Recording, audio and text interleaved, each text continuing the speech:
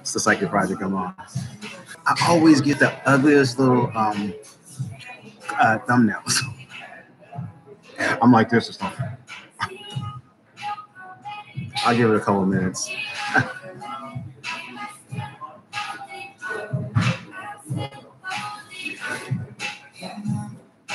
I'm just going to talk about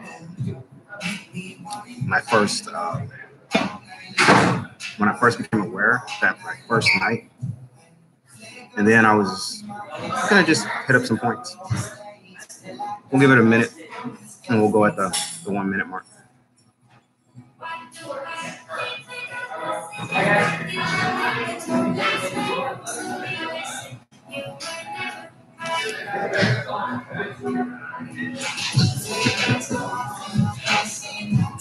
Can't wait to get another Starbucks coffee.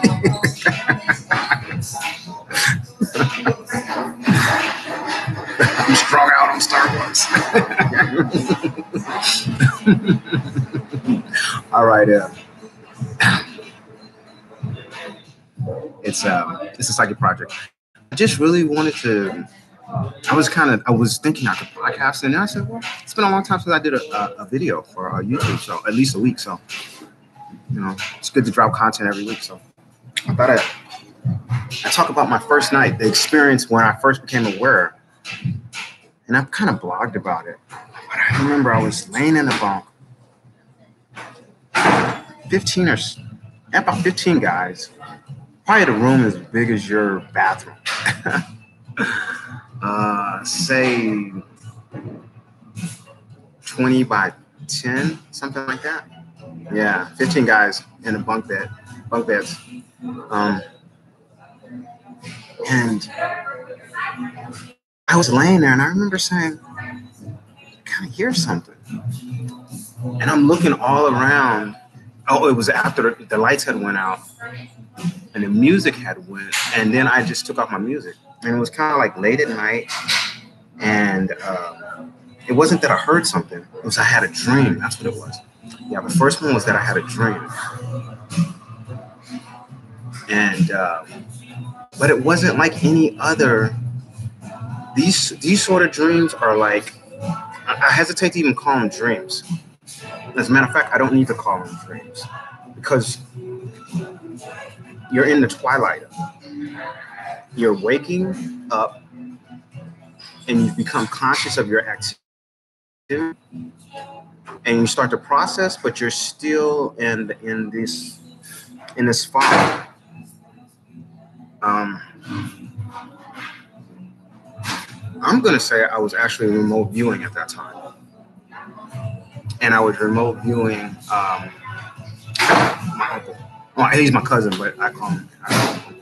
And, he was delivering a message to me. What was I going to do? I was at a state where, I guess the writing was clear that I guess my family had made a decision with my active to let me know who I was. And so he came to me, and the dream was so unreal. I journaled it, and of course this journal is in the blog, but I just wanted to speak to it. And that particular moment, it felt so real. It was like he was right there in front of me. And he asked me what I was going to do. And I know a lot of people are confused. They'll say, oh, we have all those. It was as if he was whispering in my ear, and he was so close to me. I knew at that moment it was something different. I knew at that moment it was something. But I don't think in the journal I used the word psychic until about a month later. But definitely knew at that time that it was an unusual experience, and it wasn't my first psychic experience. That's what I wanted to share with you. Was, I talk about my father a lot, right?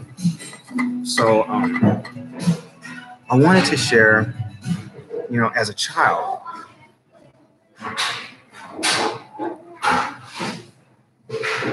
I used to really think I was in communication with God. I know 100% wholeheartedly I was not now. In our tradition, our way of dealing with children is to not pretend to be God, but that voice is the only thing the child understands, is that you're the higher power. My family was coming to me, they would tell me to read the Bible, and I immediately made that connection. And I said, you know, like say, I'm gonna give you an example. This is a perfect example of what was going on. Say my mother was gone, and my father was in Germany, right? He was on military. He had a 2-year, not TDY, but like he had a 2-year. He had to go to Germany for a couple of years.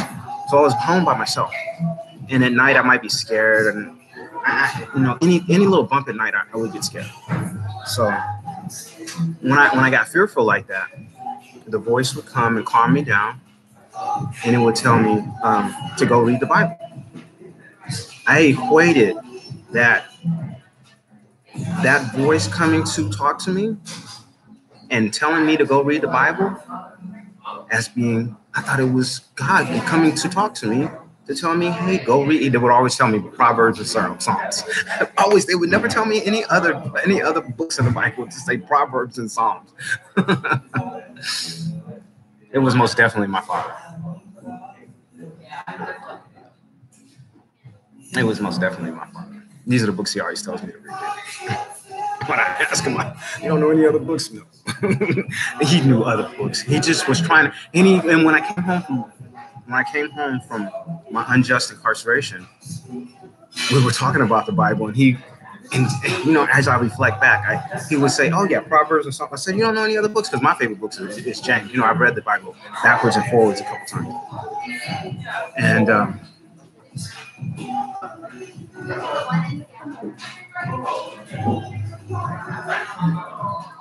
so he was in the side with me as a child in Germany.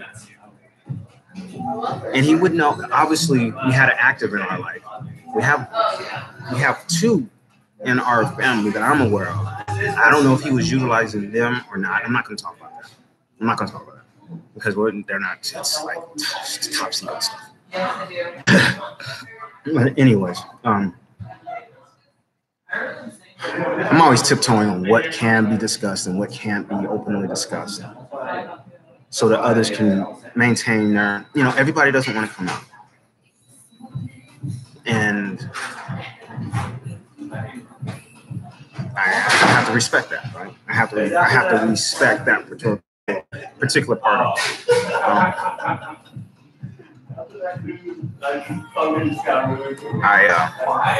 Just because we had that fucking food, and that's the last.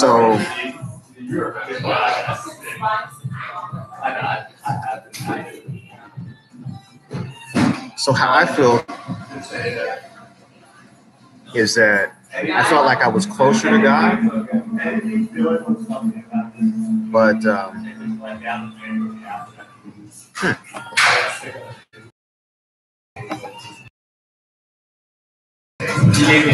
sorry, I was checking something. So I felt like I was closer to God, and for a long time that voice was always with me. Somewhere around my early 20s, that voice kind of disappeared. And I guess either my dad just felt like he didn't need to come to me in that manner, but that voice was so ever present in my life. And for a long time, I thought it was. And I think a lot of people from his point in life, that's what they do to get the children to understand the larger presence in life. And it's a miscommunication for sure. I don't really want to tiptoe on the God thing because I don't want anybody to think. People seem to mystify the psychic ability and all that is. Don't mystify it. There's religion, and then there's experience, and then there's, of course, the science behind the experience. We are beyond mysticism. We are not. We are beyond that. We are at documenting the experience. We still don't have a good scientific understanding of the experience, but we know we can document the experience. Okay, that's where we're at. So let's not mystify it. I just wanted to share the experience of being a child, of being a child, of how these events occurred. At the time, no, I didn't think I was psychic. I just thought I was in a closer relationship with Jesus or God. But that's how you can confuse events. Now, everybody that goes through it, that's not what's going on for everybody. But that was my experience. I did want to touch base on a couple other things. It just seems a lot of the things that we psychic people, we Native Side Americans do to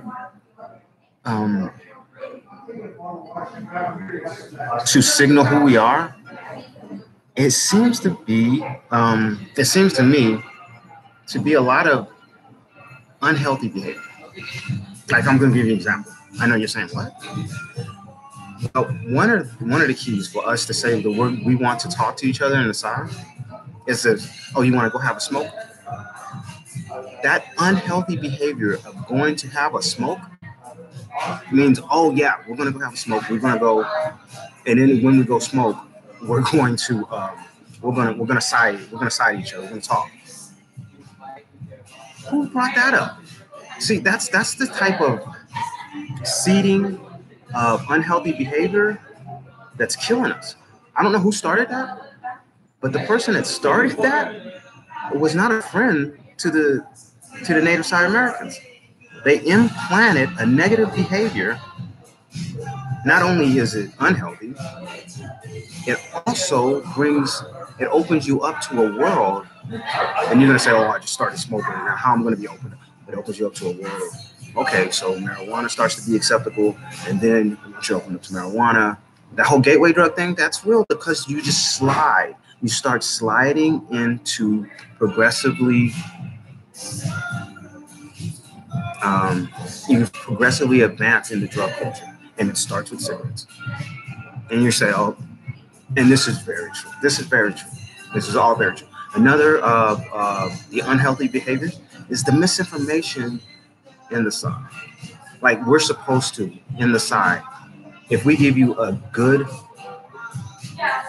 piece of information, we're also supposed to give you a bad piece of information so that you don't become dependent on information in the side.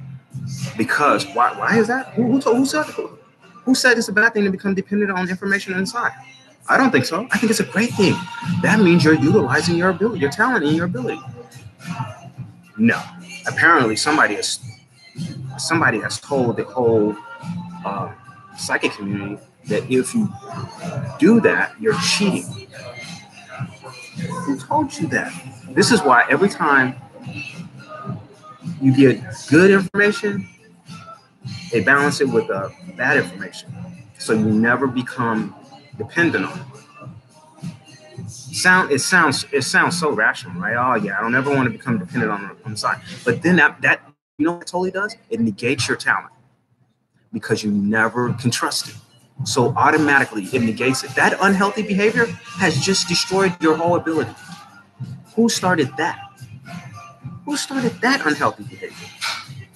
And that's why there's so much misinformation in this. So it's so hard to document it because of we call it gaming. That's what they call it, gaming. But I don't want to call it untruth. That is how these unhealthy behaviors have seeped into the Native Side community. And whoever fosters those and pushes those forward is only attempting to restrain, restrict, harm, and degrade the Native Side community.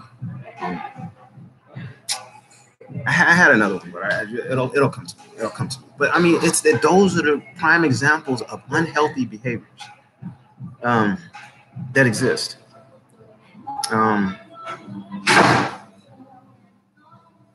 in our community, and that almost negates your talent. I mean, I mean, as much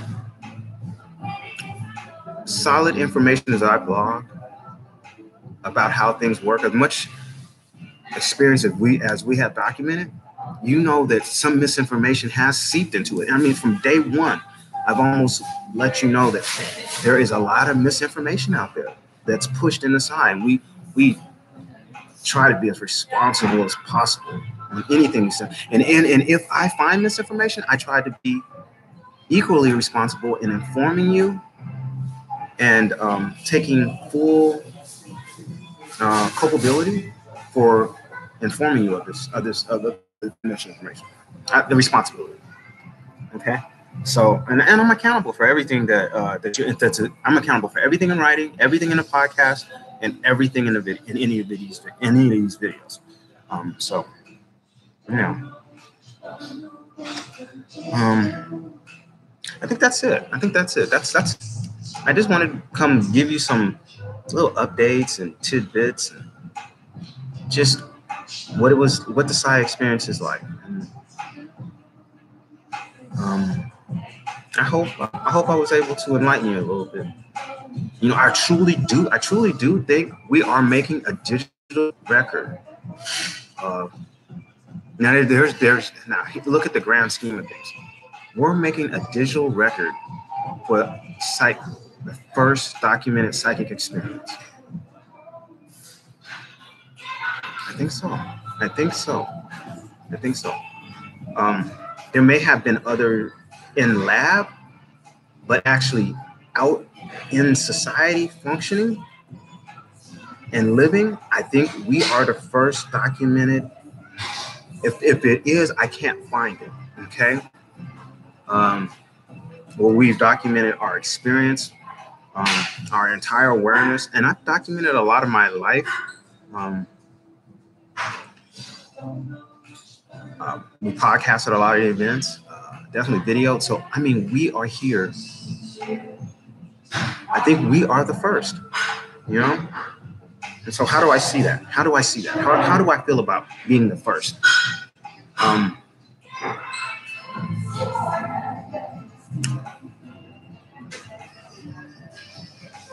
She said it.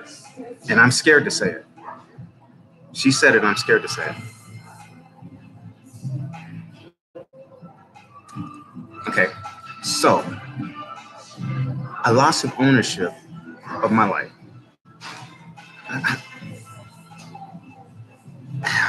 So that's a big thing, right? I no longer own my experience, my life, or the way that I'm supposed to guide it. So there's a little bit of that.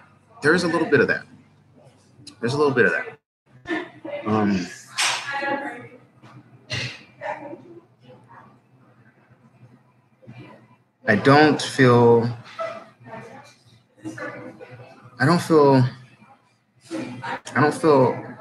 I'm going down any immoral paths. I just feel like I'm being trampled on by our government. Now that part is kind of a little bit different than this whole my life's been guided in a different way or a loss of ownership. My rights, yeah, they're being trampled on. But I just feel like a loss of ownership in my life, as in the things I might be able to venture out and do. But at the same time, I think I've been opened up to be able to do a lot more things. So it's just good and bad. And I'm accepting of that. And I think I've stated that earlier. I'm accepting of that. I mean, when I came out with the mission statement, right? And I wanted to tell the world, you know. And when I came home, January 18th, and the first thing I did when I got in the car, right? Hey, Dad, you know I'm psychic, right? You know, I'm just letting you know. I mean, the first thing, the minute I walked out, I wanted to tell him, but he wouldn't let me talk. He wouldn't let me talk. He wanted to stay quiet and kind of turn the radio. So about halfway back, I think in Dixon or something, I just said, hey, Dad, you know I'm psychic, right? And then when we got home, I let his wife know, and him again. I said, I'm psychic, right?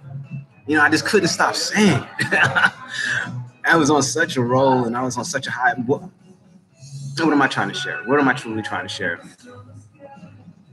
Is I had no idea how big of an impact it would be.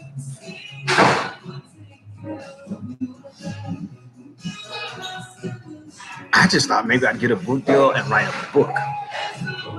And I think I repeated it over and over in the beginning. Oh, nobody has to needlessly do 5 or 6 years behind, not knowing or suffer drug addiction. That was my biggest thing. So that was my biggest thing at the time. And so for me to get here, where it's kind of a big thing, but it's the kind of big thing that nobody seems to be wanting to talk about. I'm cool with talking about it, man. We could talk about it. I'm tired of living in a tent. I could be, while you guys make up your mind, I could be at the Capitol Towers or something written, and I still wouldn't have access to my money, and we'd still be doing the documenting thing. I mean, I'm online buying $50 million homes. Come on, man. We all know what's going on. I mean, that's how ludicrous it is. We all know what's going on. It's no secret. We might as well advance the conversation and deal with the reality. See, those are the two things we're not doing. We're not advancing the conversation or dealing with the reality. And those are delusional people, by the way, that aren't doing that. And those type of delusional people are going to take us down a path that's self-destructive because of their fear and their thought that they're going to lose some sort of power. That's not going to happen. It's not going to happen. It's not going to happen. Okay? It's not going to happen. My original thought process, I don't know if you remember, it was 100 to 1. It's just not going to happen, man. It's just not going to happen. So let's back up.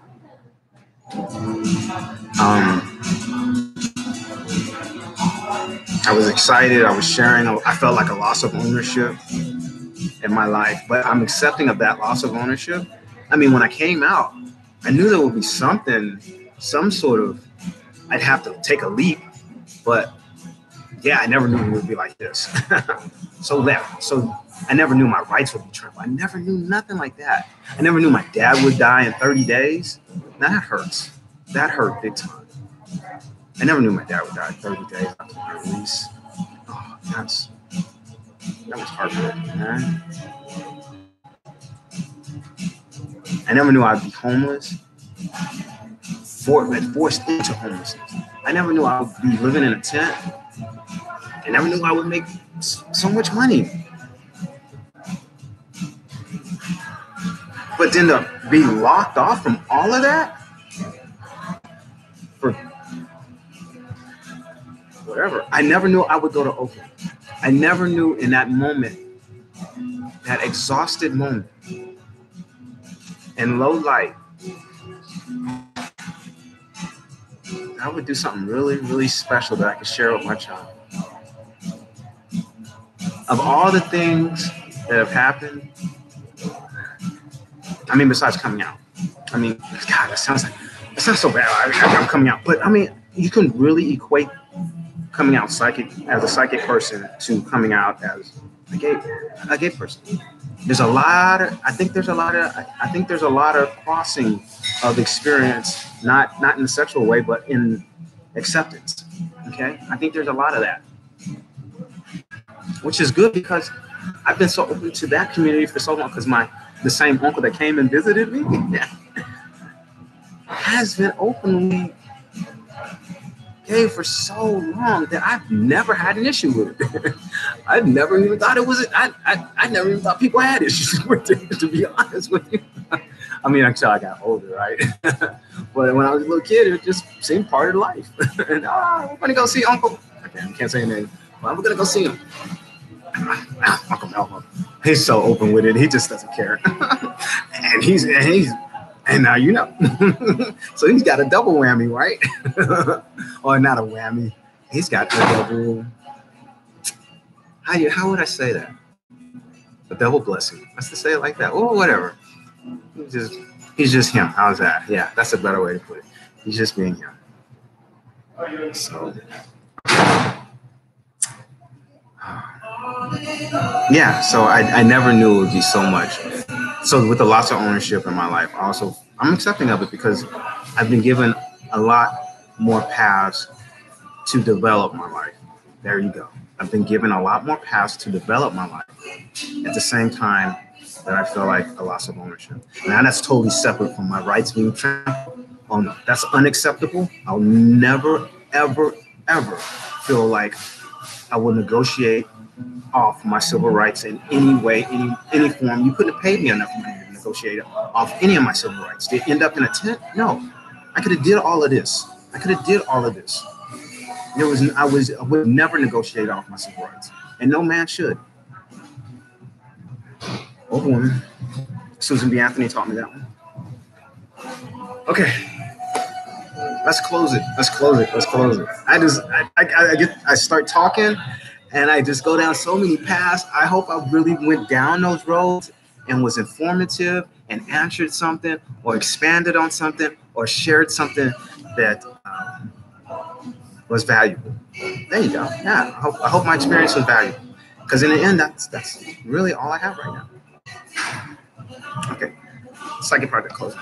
Let me see. In stream.